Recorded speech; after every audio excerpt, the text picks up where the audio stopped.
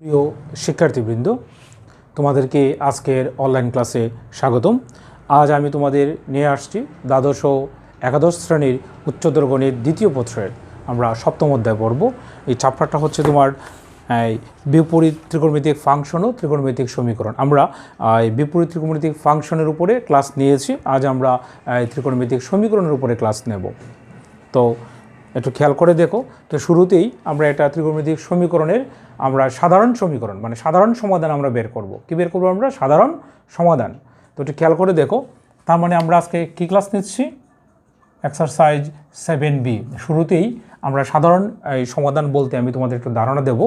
যেমন মনে করো, তোমরা এগুলো জানো, যেমন আমরা সাইন থিটা ইকুয়াল টু যদি হাফ আসে, তাহলে আমরা 9-10-এ যে কাজটা করতাম তা হচ্ছে কি, আমরা এখানে কী লিখে ফেলতাম? সাইন 30। থিটা ইকুয়াল টু আমরা কী লিখতাম? 30 লিখতাম। ঠিক আছে, আমরা সাধারণ সমাধান বের করব। অর্থাৎ শুধু সাইন 30 ডিগ্রির মান যে 1/2 তা না, আরও আছে, আমরা সবগুলোই আমরা বের করব। ওইটি হচ্ছে আমাদের সাধারণ সমাধান বের করার। তো এই জন্য আমরা কিছু কী করব? আমরা কিছু সূত্র আগে শিখব। তো সূত্র অনুযায়ী আমরা বাকি সবগুলো আমরা ইজিলি করে নিতে পারবো। ঠিক আছে, চলো আমরা সূত্রগুলো আগে লিখে ফেলি।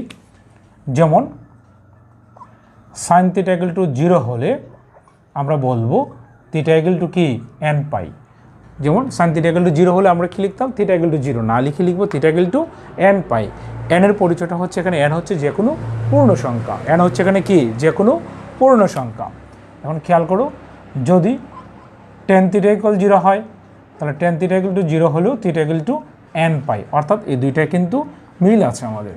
এরপরে 3 নম্বর চিন্তা করো, যদি cos থিটা ইকুয়াল টু 0 হয়, আমরা লিখবো cos থিটা ইকুয়াল টু 0 হলে theta equal to 2n + 1 whole into কি? π/2। আমরা কি লিখবো? যদি আমাদের কি আসে, cos থিটা ইকুয়াল টু 0 আসে, থিটা ইকুয়াল টু কি লিখবো? 2n + 1 whole into π/2। Same style আমরা লিখবো এখন cot থিটা ইকুয়াল 0 হলে থিটা ইকুয়াল টু আমরা লিখবো 2n + 1 হোল ইন্টু π/2। সকল ক্ষেত্রে n হচ্ছে এখানে কি সংখ্যা? পূর্ণ সংখ্যা।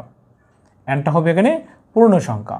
এখন দেখো, আমরা আরও লিখতে পারি এখানে sine theta equal to sine alpha হলে, যদি sine theta equal to sine alpha হয়, তাহলে আমরা লিখবো theta equal to n pi plus -1 whole to the power 1 -1 whole to the power n into alpha. যেমন cosec theta equal to cosec alpha হলেও তা হবে। থিটা ইকুয়াল টু কী হবে? n pi plus -1 whole to the power n into alpha. Then আমরা এই দুইটা মিল আছে, তো আমরা কী পাই দিচ্ছি? tan theta equal to tan alpha যদি হয়, তাহলে আমরা লিখব theta equal to n pi plus alpha. Same cot theta equal cot alpha হলে আমরা লিখব theta equal n pi plus alpha. আমাদের দুইটাই মিল আছে। ঠিক, আমি বাকিগুলো লিখে দিচ্ছি। তো আমাদের শেষ হয়ে যাচ্ছে সূত্রগুলো লেখা। এই সূত্র অবশ্যই তোমাদের মনে রাখতে হবে। সূত্র যদি আমরা মনে রাখতে পারি, তাহলে সেটা কিন্তু আমরা এই চ্যাপ্টারের প্রত্যেকটা অঙ্কই বা সিকিউ, যে কোনো ধরনের সিকিউ যদি আমাদের সমাধান করতে বলে, তাহলে আমরা সেটা ইজিলি করতে পারবো। ঠিক আছে, cot থিটা লিখছি। আমাদের আরেকটা রয়ে গেল cos theta equal to cos alpha হলে আমরা লিখব theta equal 2n pi plus minus alpha. Same cos থিটার ক্ষেত্রে কী আসে? sec থিটা ইকুয়াল টু, যদি sec আলফা হয়, থিটা ইকুয়াল টু আমরা এটাই লিখব 2n pi plus minus alpha. এই দুইটা আমাদের মিলে আছে। এখন হলো সাইন থিটা ইকুয়াল টু 1 হলে আমরা কি লিখব? Sign theta equal to 1, sign theta equal to -1, cos theta equal to 1, cos theta equal to -1। এটা লিখলে আমাদের এটা কী হয়ে যাবে? এই চ্যাপ্টারের সূত্রগুলো আমাদের শেষ হয়ে যাবে। তো যদি সাইন থিটা ইকুয়াল টু 1 লিখি, থিটা ইকুয়াল টু হবে 4n + 1 whole into 90 degree. Sine theta equal to -1 হলে থিটা ইকুয়াল টু আমরা কী লিখব?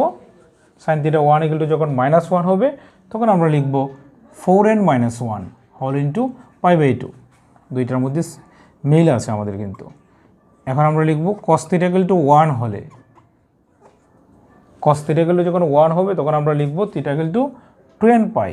থিটা ইকুয়াল টু কী লিখবো আমরা 2n পাই, ঠিক আছে। আর কস থিটা ইকুয়াল টু যখন -1 হবে থিটা ইকুয়াল টু আমরা লিখবো 2n + 1 ইন্টু পাই,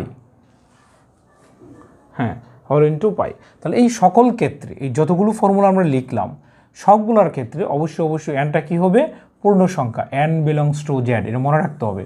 সকল ক্ষেত্রে আমি প্রত্যেকটা সূত্রের পিছনে আমি বারবার লিখি নাই n বিলংস টু জেড, এই জন্য আমি তোমাদের বলে দিয়ে দিলাম সকল ক্ষেত্রে কী লিখতে হবে, n বিলংস টু জেড। তো আশা করি শিক্ষার্থীবৃন্দ তোমরা এই সূত্রগুলা ভালো করে বুঝতে পারছো, এবং আমি এটাও আশা করব যেন আমার এই ক্লাসের সাথে সাথে তোমাদের সূত্রগুলো মুখস্থ হয়ে যায়।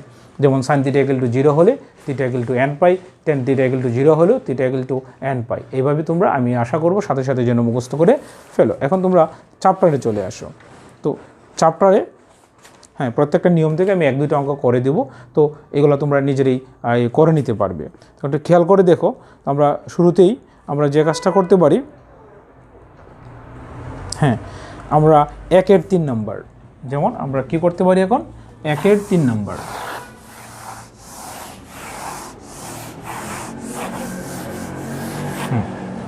আমরা কোনটা করব 1-এর 3 নম্বরটা না। 1-এর 3 নম্বরটা কি আছে, 3 নম্বর আছে sec square theta plus tan square theta,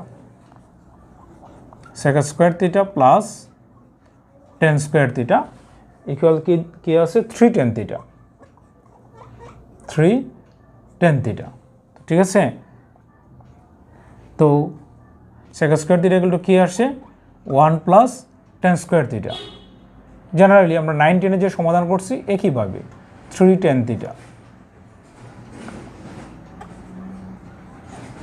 2 tan square theta minus 3 tan theta plus 1 equal 0। Simple, আমরা এখানে মিডল টার্ম করবো, এগুলো তোমরা নিজেরাই পারো। 2 tan square theta minus 2 tan theta minus tan theta plus 1 equal 0। Common নিয়ে নিই আমরা 2 tan থিটা, তাহলে tan থিটা মাইনাস 1 মাইনাস আমরা কমন নিলাম tan থিটা মাইনাস 1 ইকুয়াল 0। তাহলে কি আসলো এখানে tan থিটা মাইনাস 1 আর 2 whole into tan theta minus 1। তো এভাবে আসার পরে জেনারেলি আমরা যে কাজটা করি তা হচ্ছে কি আমরা লিখে ফেলি হয় tan থিটা মাইনাস 1 ইকুয়াল 0, অথবা আমরা লিখি 2 tan থিটা মাইনাস 1 ইকুয়াল 0। তাহলে এখানে কি আসতেছে tan theta equal 1, tan theta equal কি আসছে 1। তাহলে এই tan থিটা ইকুয়াল যখন 1 আসে, সো আমরা কি পাইতেছি বলো তো, tan থিটা ইকুয়াল টু 1 এর সরাসরি আমরা কোনো ফর্মুলা জানি না। তাহলে আমরা এখানে লিখতে পারি tan theta equal to tan pi by 4, কারণ 1 সমান tan 45 ডিগ্রি। তাহলে এখন হবে কোন ফর্মুলাটা, এখন একটু খেয়াল করে দেখো tan থিটা, আর এখানে কি আছে আমাদের পাই বাই 4, অর্থাৎ আমরা এখানে কী কাজ করব tan থিটা সমান tan 45 ডিগ্রি, অর্থাৎ tan থিটা সমান tan আলফা। যদি tan থিটা সমান tan আলফা হয় তাহলে আমরা ফর্মুলাটা কি জানতাম, ফর্মুলাটা হচ্ছে theta equal to n pi plus alpha. ওই একটা আনসার কিন্তু আমরা বের করে ফেললাম। এখন আসে এখানে, তাহলে এখানে কি আসবে tan থিটা ইকুয়াল হাফ। তো হাফ কত ডিগ্রির হয় তা কিন্তু আমরা সরাসরি জানি না, সো আমরা এই হাফটাকে ধরে নেব tan আলফা, ঠিক আছে। হাফটাকে আমরা কি ধরে নিলাম tan আলফা। আমরা এখানে লিখে দিব tan আলফা সমান হাফ ধরে, ঠিক আছে। সো এখন কি লিখব আমরা থিটা ইকুয়াল টু, তাহলে tan theta equal to tan alpha হলে থিটা ইকুয়াল টু কি হয় n পাই প্লাস আলফা। এখন আমরা লিখব নির্ণেয় সমাধান।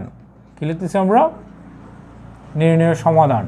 থিটা ইকুয়াল টু কি পাইলাম আমরা n পাই প্লাস আলফা, আর এটা কী পাইছি আমরা n পাই প্লাস আলফা। এখানে পরিসরটা দিয়ে দাও, সকল ক্ষেত্রে কিন্তু আমাদের n ঠিক আছে, হ্যাঁ n বিলংস টু জেড। আর এখানে এক্সট্রা একটা জিনিস আসছে tan আলফা ইকুয়াল টু আমরা হাফ ধরলাম, এই কিন্তু আমাদের আনসার, এটা কমপ্লিট হয়ে গেল। তো অবশ্যই তোমরা তা বুঝতে পারছো। এখানে 9-10 যেভাবে আমরা ত্রিকোণমিতিক সমীকরণের সমাধান বের করেছি ঠিক একইভাবে বের করেছি। সবার শেষে যায় শুধু আমরা কি করলাম তার সাধারণ সমাধানটুকু আমরা এখানে লিখলাম, কার মাধ্যমে n এর মাধ্যমে। এইভাবেই সব কিছু করতে হবে। আর একটা জিনিস থাকে তোমাদের এখানে আমরা করবো, এখানে লিমিটেশন দেওয়া থাকে, যেমন এই লিমিটের ভিতরে তোমাকে থিটার মানগুলো বের করতে হবে। যাই হোক, তাহলে আমরা এই নিয়মগুলো আমরা শিখলাম এটা। হ্যাঁ, আমি এখন আরেকটা করে দিচ্ছি তোমাদের।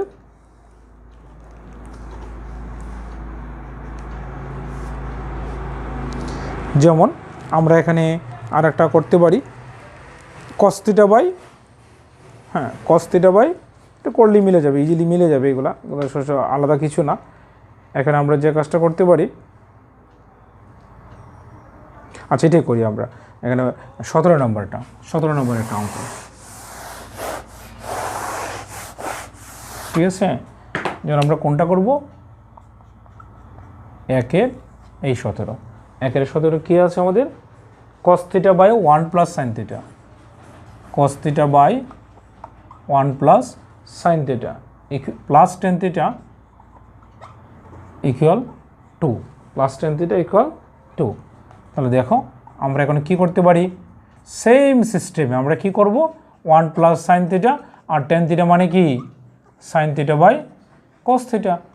নাও এখানে আমরা লসাগু নিয়ে নিব, 1 প্লাস সাইন θ হোল ইন্টু কি আছে আমাদের cos θ, তাহলে এখানে থাকে কি cos স্কোয়ার θ, আর এটা চলে গেলে sine θ plus sine square θ equal 1, তাহলে cos square θ plus sine square θ equal to কী হয়, 1 প্লাস 1 হয়, আর এখানে থাকে কি 1 প্লাস সাইন θ, তাহলে কী দাঁড়াইলো 1 প্লাস সাইন θ আর এখানে cos θ, তাহলে কী দাঁড়াইলো বলো তো, 1 প্লাস সাইন θ 1 প্লাস সাইন θ আমরা ক্যান্সেল করে ফেললাম, তাহলে কী হবে এখানে 1 বাই cos θ ইকুয়াল 2, সো আমরা কী লিখবো এখানে 2 cos θ ইকুয়াল 1, সো কী আসছে এখানে cos θ equal to 1 by 2, cos কত এর মান হাফ হয় cos 60, 60 মানে কি পাই বাই 3, তাহলে cos θ equal to cos alpha হলে θ ইকুয়াল টু কত 2n pi plus minus alpha. তাহলে আমরা এখানে পরিচয় দিয়ে দিব যেখানে n বিলংস টু z, শেষ, আমাদের নির্ণয়ের সমাধান কিন্তু আমরা বের করে ফেলছি। আমরা এরকম করে অনেকগুলো এখানে ইজিলি আমরা বের করে নিতে পারবো, একেবারে ইজিলি সেটা আমরা করতে পারবো। তো আশা রাখি প্রিয় শিক্ষার্থীবৃন্দ তোমরা টাইপ 1-এর এই নিয়মে সূত্রগুলোকে মুখস্থ করে এই নিয়মে সবকটা অঙ্ক তোমরা করে ফেলবে, ঠিক আছে। আমি পরবর্তী ক্লাসে তোমাদের টাইপ 2 টাইপ 3 এগুলো নিয়ে আসছি।